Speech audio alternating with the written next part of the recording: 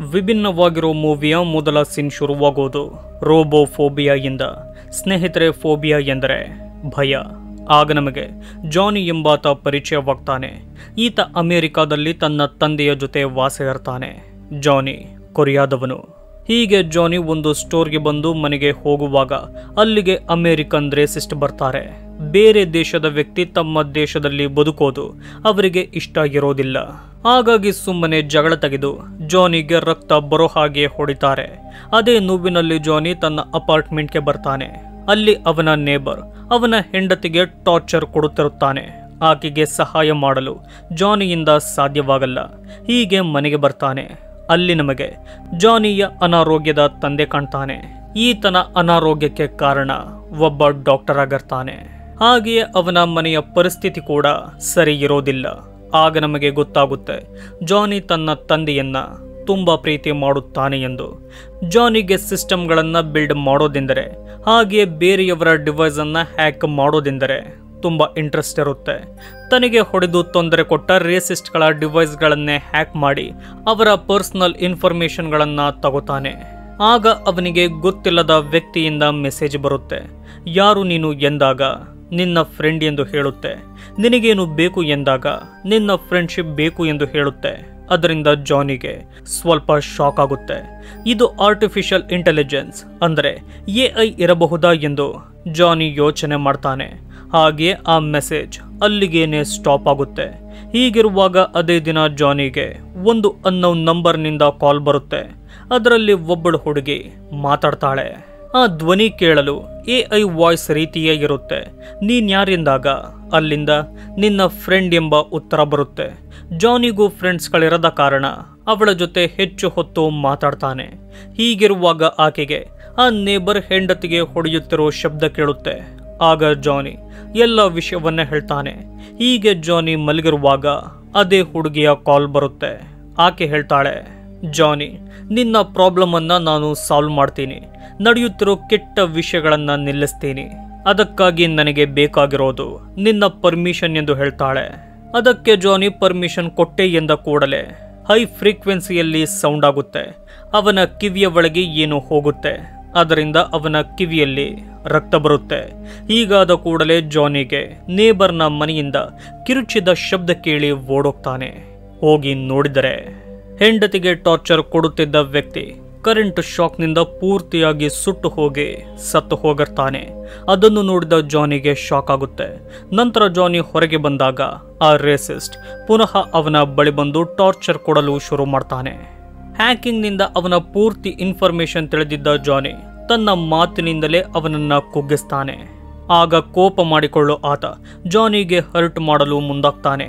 ಆಗ ಜಾನಿಗೆ ನಿನಗೆ ಸಹಾಯ ಬೇಕಾ ಎಂಬ AIನ ವಾಯ್ಸ್ ಕೇಳುತ್ತೆ. ಆಗ ಜಾನಿ ಬೇಕು ಎಂದ ಕೂಡಲೇ ಆ ವ್ಯಕ್ತಿಯ ಫೋನಿಂದ ಬೆಂಕಿ ಬರುತ್ತೆ. ಹೀಗೆ ಆ ಫೋನ್ ಬ್ಲಾಸ್ಟ್ ಆಗಿ ಆತ ಬೆಂಕಿಯಲ್ಲೇ ಬೆಂದು ಹೋಗ್ತಾನೆ. ಅದನ್ನು ನೋಡಿದ ಜಾನಿಗೆ ಖುಷಿಯಾಗುತ್ತೆ. ಅದೇ ಖುಷಿಯಲ್ಲಿ ಮನೆಗೆ ಬರ್ತಾನೆ.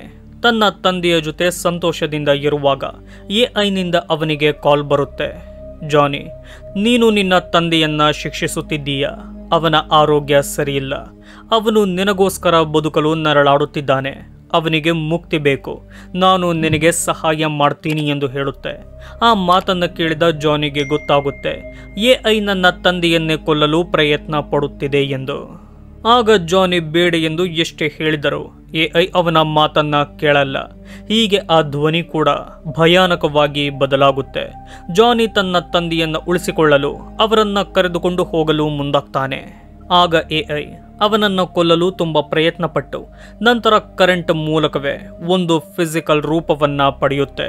ಅದನ್ನ ನೋಡಿದ ಅವರಿಗೆ ಅತಿಯಾದ ಭಯವಾಗುತ್ತೆ.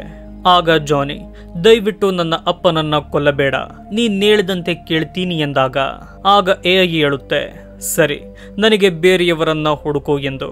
ಆಗ ಸೀನ್ ಚೇಂಜ್ ಆಗುತ್ತೆ. ಈ ಸೀನ್ನಲ್ಲಿ ಜಾನಿಯನ್ನ ಮೆಂಟಲ್ ಫೆಸಿಲಿಟಿಗೆ ಕರೆದುಕೊಂಡು ಹೋಗುತ್ತಿರುತ್ತಾರೆ. ಮೆಂಟಲ್ ಫೆಸಿಲಿಟಿಯಿಂದ ಜಾನಿಯನ್ನ ಒಂದು ಸೀಕ್ರೆಟ್ ಫೆಸಿಲಿಟಿಗೆ ಶಿಫ್ಟ್ ಮಾಡಲಾಗುತ್ತೆ. ಈ ಫೆಸಿಲಿಟಿಯನ್ನ ಸರ್ಕಾರವೇ ನಡೆಸುತ್ತಿದ್ದು ಇಲ್ಲಿನ ಇನ್ಚಾರ್ಜರ್ ಡಾಕ್ಟರ್ ರೈಟ್ ಎಂಬ ವ್ಯಕ್ತಿಯಾಗಿರ್ತಾನೆ. ಆ ಜಾಗದಲ್ಲಿ ಹಲವಾರು ಎಕ್ಸ್ಪೆರಿಮೆಂಟ್ ವಸ್ತುಗಳಿರುತ್ತೆ.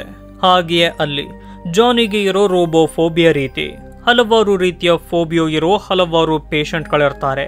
ಇವರ ಮೇಲೆ ಎಕ್ಸ್ಪೆರಿಮೆಂಟ್ ಮಾಡೋದಕ್ಕೇನೆ ಇವರನ್ನೆಲ್ಲ ಇಲ್ಲಿ ಲಾಕ್ ಮಾಡಿರೋದು. ಆ ಜಾಗದಲ್ಲಿ ಆಲ್ಮಾ, ಏಮಾ, ರೆನೆ, ಸ್ಯಾಮಿ ಎಂಬ ಬೇರೆ ಬೇರೆ ರೀತಿಯ ಫೋಬಿಯೋಗಳಿರೋ ಪೇಷಂಟ್ಗಳಿರ್ತಾರೆ. ಆಗ ಎಲ್ಲರಿಗೂ ಕರೆಂಟ್ ಶಾಕ್ನ ಮೂಲಕ ಟಾರ್ಚರ್ ಮಾಡೋ ಡಾಕ್ಟರ್ ಸ್ಯಾಮಿಯನ್ನ ಮೊದಲ ಟೆಸ್ಟ್ ಶುರು ಮಾಡೋಕೆಂದು ಕರೆದುಕೊಂಡು ಹೋಗ್ತಾನೆ. ಸ್ನೇಹಿತರೆ, ಸ್ಯಾಮಿಗೆ ವಿಹೋ ಫೋಬಿಯಾ ಇರುತ್ತೆ. ಈ ಫೋಬಿಯಾ ಇರುವವರು ಕಾರ್ ಡ್ರೈವ್ ಮಾಡೋಕೆ ತುಂಬಾ ಭಯಪಡ್ತಾರೆ. ಕಾರನ್ನ ಡ್ರೈವ್ ಮಾಡುವಾಗ ಹಿಂದೆ ಯಾರೋ ಕುಳಿತಿರೋ ಹಾಗೆ ಅವರಿಗೆ ಅನ್ನಿಸುತ್ತಿರುತ್ತೆ. ಹಿಂದೆ ತಿರುಗಿ ನೋಡಿದರೆ ಅವಳಿಗೆ ಒಬ್ಬ ವ್ಯಕ್ತಿಯ ಭಯಾನಕ ಮುಖ ಕಾಣುತ್ತಿರುತ್ತೆ. ಈ ಫೋಬಿಯಾ ಸ್ಯಾಮಿಗೆ ಹೇಗೆ ಶುರುವಾಯಿತೆಂದರೆ, ಒಂದು ದಿನ ಸ್ಯಾಮಿ ಹಾಗೂ ಅವಳ ಬಾಯ್ ಫ್ರೆಂಡ್ ಹ್ಯಾರಿ ರಾಬರಿ ಮಾಡಲು ತಯಾರಾಗ್ತಾರೆ. ಇವರು ಟಾರ್ಗೆಟ್ ಮಾಡೋ ವ್ಯಕ್ತಿ ಒಬ್ಬ ವಯಸ್ಸಾದ ವ್ಯಕ್ತಿಯಾಗಿರ್ತಾನೆ. ಆಗ ಹ್ಯಾರಿ ಅವನಿಗೆ ಚಾಕು ತೋರಿಸಿ ಹೆದರಿಸಿದಾಗ ಆ ವ್ಯಕ್ತಿ ಹೆದರದೆ ಅಲ್ಲಿಂದ ಹೊರಟೋಗ್ತಾನೆ. ಹ್ಯಾರಿಗೆ ಏನು ಮಾಡಬೇಕೆಂದು ಗೊತ್ತಾಗಲ್ಲ. ಆದರೆ ಕಾರ್ನಲ್ಲಿದ್ದ ಸ್ಯಾಮಿ ಸುಮ್ಮನಾಗದೆ ಅದೇ ಕಾರ್ನಿಂದ ಆ ವ್ಯಕ್ತಿಗೆ ಗುದ್ದಿ ಸಾಯಿಸ್ತಾಳೆ. ಆ ವ್ಯಕ್ತಿಯ ಬಳಿ ಇದ್ದಿದ್ದನ್ನೆಲ್ಲ ಲೂಟಿ ಮಾಡ್ತಾಳೆ. ಆ ಶವವನ್ನ ಸಾಗಿಸಲು ಕಾರ್ನ ಡಿಕ್ಕಿಗೆ ಹಾಕ್ತಾಳೆ. ಸ್ಯಾಮಿ ಮಾಡಿದ ಈ ಕೆಲಸ ಅವಳ ಬಾಯ್ ಫ್ರೆಂಡ್ ಹ್ಯಾರಿಗೆ ಇಷ್ಟವಾಗಲ್ಲ. ಹಾಗಾಗಿ ಆತ ಸ್ಯಾಮಿಯಿಂದ ದೂರವಾಗ್ತಾನೆ. ಒಂಟಿಯಾಗಿ ಸ್ಯಾಮಿ ಕಾರ್ ಡ್ರೈವ್ ಮಾಡುವಾಗ ಅವಳಿಗೆ ಆ ವ್ಯಕ್ತಿ ಬಂದ ಹಾಗೆ, ತನ್ನ ಕತ್ತನ್ನ ಹಿಡಿದ ಹಾಗೆಲ್ಲ ಭ್ರಮೆಯಾಗಲು ಶುರುವಾಗುತ್ತೆ. ಹಾಗೆ ಆಕ್ಸಿಡೆಂಟ್ ಮಾಡಿಕೊಳ್ತಾಳೆ. ಆಗಿನಿಂದ ಸ್ಯಾಮಿಗೆ ವಿಹೋಫೋಬಿಯಾ ಹುಟ್ಟಿಕೊಳ್ಳುತ್ತೆ. ಆಗ ಡಾಕ್ಟರ್ ತಾನೇ ಕಂಡು ಹಿಡಿದಿರೋ ಒಂದು ಡಿವೈಸ್ನಿಂದ ಸ್ಯಾಮಿಯ ವಿಹೋಫೋಬಿಯಾವನ್ನು ಒಂದು ಕಂಟೈನರ್ನಲ್ಲಿ ಸ್ಟೋರ್ ಮಾಡಿಕೊಳ್ತಾನೆ. ಆಗ ನಮಗೆ ಅದೇ ಫೆಸಿಲಿಟಿಯಲ್ಲಿ ಏಮಾ ಕಾಣ್ತಾಳೆ. ಈಕೆಗೆ ಇಫೆಬಿ ಫೋಬಿಯಾ ಇರುತ್ತೆ. ಈ ಫೋಬಿಯಾ ಇರುವವರಿಗೆ ಟೀನೇಜರ್ಸ್ ಎಂದರೆ ತುಂಬಾ ಭಯವಿರುತ್ತೆ. ಈ ಫೋಬಿಯಾ ಇವಳಿಗೆ ಹೇಗೆ ಶುರುವಾಯಿತೆಂದು ಒಂದು ಫ್ಲಾಶ್ ಬ್ಯಾಕ್ ಅನ್ನ ತೋರಿಸಲಾಗುತ್ತೆ. ಈ ಏಮಾ ಟೀಚರ್ ಆಗಿರ್ತಾಳೆ. ಈಕೆಯ ಗಂಡ ಕೆಲಸದ ಮೇಲೆ ಹೊರಗಿರೋದೇ ಹೆಚ್ಚು.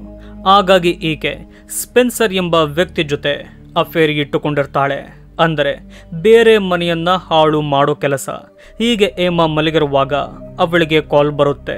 ರಿಸೀವ್ ಮಾಡಿದರೆ ಯಾರು ಕೂಡ ಮಾತಾಡಲ್ಲ.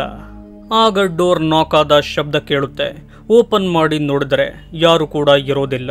ಮನೆಯ ವಿಂಡೋಗೆ ಇಟ್ಟಿಗೆಯಿಂದ ಯಾರೋ ಹೊಡಿತಾರೆ. ನೋಡಿದರೆ ಅದರ ಮೇಲೆ ನಾಟಿ ಟೀಚರ್ ಎಂದು ಬರೆದಿರುತ್ತೆ. ಆಗ ಅವಳಿಗೆ ಗೊತ್ತಾಗುತ್ತೆ ಯಾರಿಗೂ ನನ್ನ ಅಫೇರ್ನ ಬಗ್ಗೆ ಗೊತ್ತಾಗಿದೆ ಎಂದು. ಆಗ ಕೋಪ ಮಾಡಿಕೊಳ್ಳೋ ಏಮಾ ಯಾರದು ಎಂದು ಕಿರುಚಾಡ್ತಾಳೆ. ಆಗ ಅಲ್ಲಿಯೇ ಇದ್ದ ಬ್ಲಯರ್ ಎಂಬ ಹುಡುಗಿ ಏಮಾ ಕೆನ್ನೆಯನ್ನ ಚಾಕುಯಿಂದ ಕುಯ್ತಾಳೆ. ಸ್ನೇಹಿತರೆ, ಈಕೆ ಏಮಾಳ ಸ್ಟೂಡೆಂಟ್ ಆಗಿರ್ತಾಳೆ. ಇವಳ ಕೋಪಕ್ಕೆ ಕಾರಣ ಏನೆಂದರೆ, ಏಮಾಳ ಅಫೇರ್ ನಡೆಯುತ್ತಿರೋದು ಬ್ಲಯರ್ನ ತಂದೆಯ ಜೊತೆಯೇ.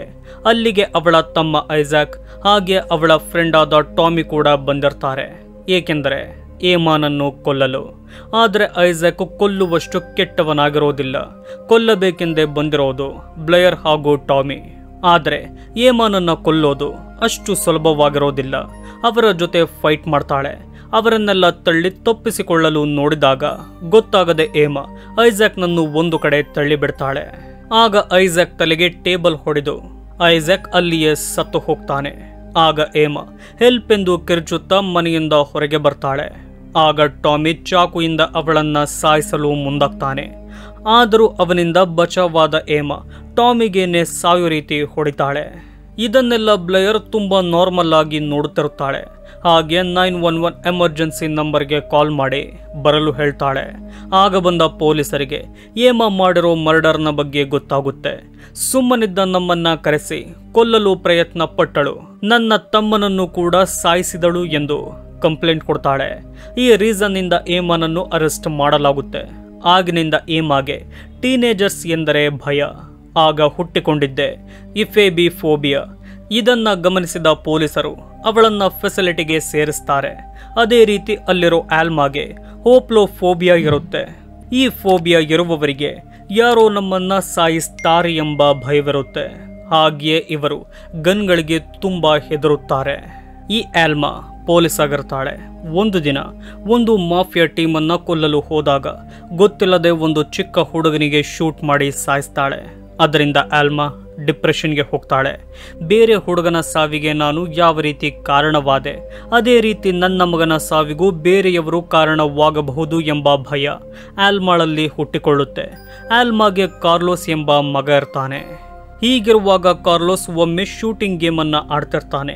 ಅದರಲ್ಲಿ ಬರುತ್ತಿದ್ದ ಗನ್ ಶಾಟ್ ಶಬ್ದಗಳಿಂದ ಆಲ್ಮಾ ಟ್ರಿಗರ್ ಆಗ್ತಾಳೆ. ತನ್ನ ಮಗನನ್ನ ಕೊಲ್ಲಲು ಯಾರೋ ಬಂದಿದ್ದಾರೆ ಎಂದು ಭ್ರಮೆಯಾಗುತ್ತೆ.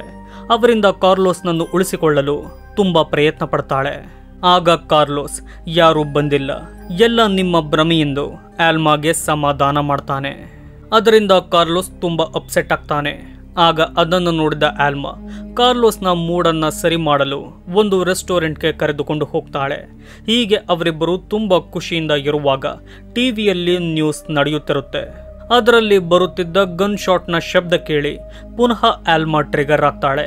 ಅದೇ ಸಮಯಕ್ಕೆ ಅಲ್ಲಿಗೆ ಗನ್ ಹಿಡಿದು ರಾಬರ್ಸ್ ಬರ್ತಾರೆ. ಅವರಿಂದ ತನ್ನ ಮಗನನ್ನ ಕಾಪಾಡಲು ಆಲ್ಮಾ ಅವರ ಜೊತೆ ಫೈಟ್ ಮಾಡ್ತಾಳೆ. ಎಲ್ಲರಿಗೂ ಒಬ್ಬಳೇ ಹೊಡಿತಾಳೆ. ನಿಜ ಏನೆಂದರೆ ಆಲ್ಮಾ ಇಷ್ಟು ಹೊತ್ತು ಕಂಡಿದ್ದೆಲ್ಲ ಅವಳ ಭ್ರಮೆ. ರಾಬರ್ಸ್ ಅಂದುಕೊಂಡು ಆಲ್ಮಾ ರೆಸ್ಟೋರೆಂಟ್ ವರ್ಕರ್ಗಳಿಗೇನೆ ಹೊಡೆದಿರ್ತಾಳೆ. ಇದನ್ನು ನೋಡಿದ ಅಲ್ಲಿಯೇ ಇದ್ದ ಪೊಲೀಸ್ ಆಲ್ಮಾನನ್ನ ಅರೆಸ್ಟ್ ಮಾಡ್ತಾರೆ. ಈಕೆಗೆ ಹೋಪ್ಲೋಫೋಬಿಯಾ ಇದೆ ಎಂದು ಗೊತ್ತಾಗಿ ಈ ಫೆಸಿಲಿಟಿಗೆ ಕಳಿಸಿರ್ತಾರೆ. ಆಗ ಡಾಕ್ಟರ್ ಅವಳ ಮೇಲೂ ಎಕ್ಸ್ಪೆರಿಮೆಂಟ್ ಮಾಡಿ ಅವಳ ಫೋಬಿಯಾವನ್ನು ಕೂಡ ಗ್ಯಾಸ್ ರೂಪದಲ್ಲಿ ಸ್ಟೋರ್ ಮಾಡ್ತಾನೆ. ಯಾಕೆ ಈತ ಹೀಗೆ ಮಾಡುತ್ತಿದ್ದಾನೆ ಎಂದು ಮುಂದೆ ಗೊತ್ತಾಗುತ್ತೆ. ಇತ್ತ ಜಾನಿ ಜೊತೆ ರೆನೆ ಎಂಬಾಕೆ ಮಾತಾಡ್ತಾಳೆ. ತನ್ನ ಸ್ಟೋರಿಯನ್ನ ಹೇಳಲು ಮುಂದಾಗ್ತಾಳೆ. ಅವಳ ಮುಖವೆಲ್ಲ ಗಾಯವಾಗಿದ್ದು ಬ್ಯಾಂಡೇಜು ಸುತ್ತಿಕೊಂಡಿರ್ತಾಳೆ. ಅವಳ ಮುಖಕ್ಕೆ ಗಾಯವಾಗಿರೋದು ಡಾಕ್ಟರಿಂದ ಅಲ್ಲ, ಆ ಗಾಯಗಳನ್ನೆಲ್ಲ ರೆನಿನೇ ಮಾಡಿಕೊಂಡಿರ್ತಾಳೆ.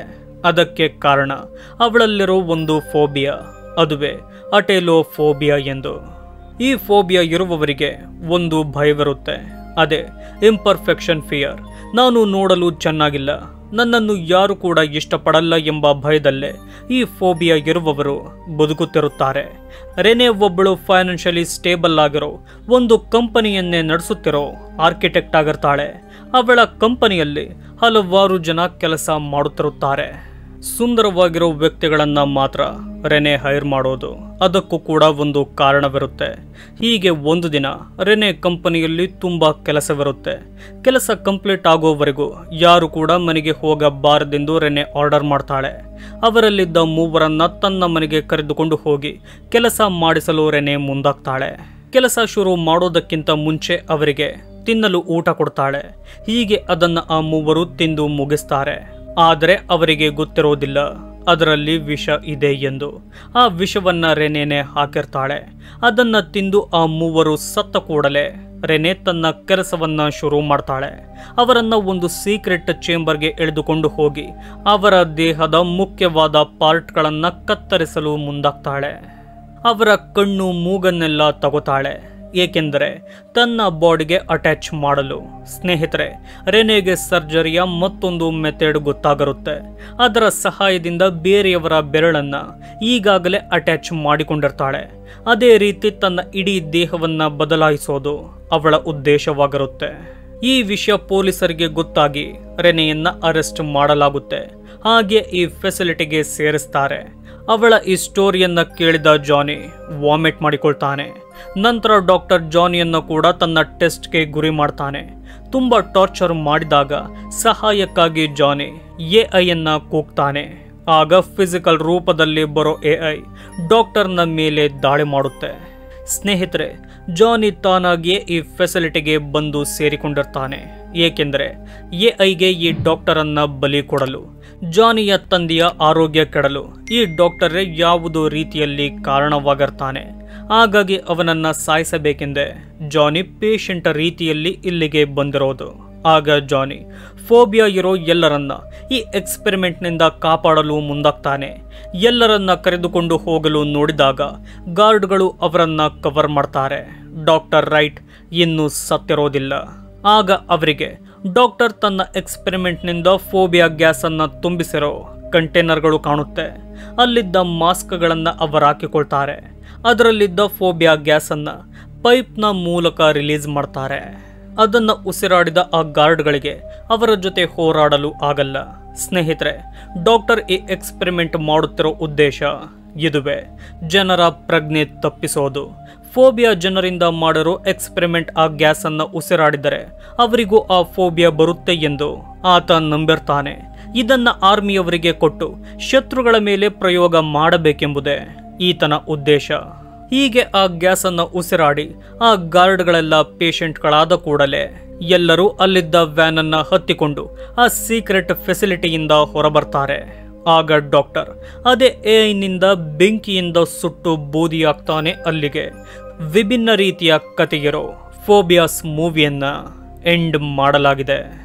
ಸ್ನೇಹಿತರೆ, ಈ ವಿಡಿಯೋ ನಿಮಗೆ ಇಷ್ಟವಾಗಿದೆ ಎಂದುಕೊಳ್ತೀನಿ. ಇಷ್ಟವಾಗಿದ್ದರೆ ಈ ವಿಡಿಯೋಗೆ ಲೈಕ್, ಶೇರ್, ಕಮೆಂಟ್ ಮಾಡಿ. ಇದೇ ರೀತಿಯ ವಿಡಿಯೋಗಳಿಗಾಗಿ ನಮ್ಮ ಚಾನಲನ್ನು ಸಬ್ಸ್ಕ್ರೈಬ್ ಮಾಡಿಕೊಳ್ಳಿ. ವಿಡಿಯೋ ನೋಡಿದ್ದಕ್ಕೆ ಧನ್ಯವಾದಗಳು.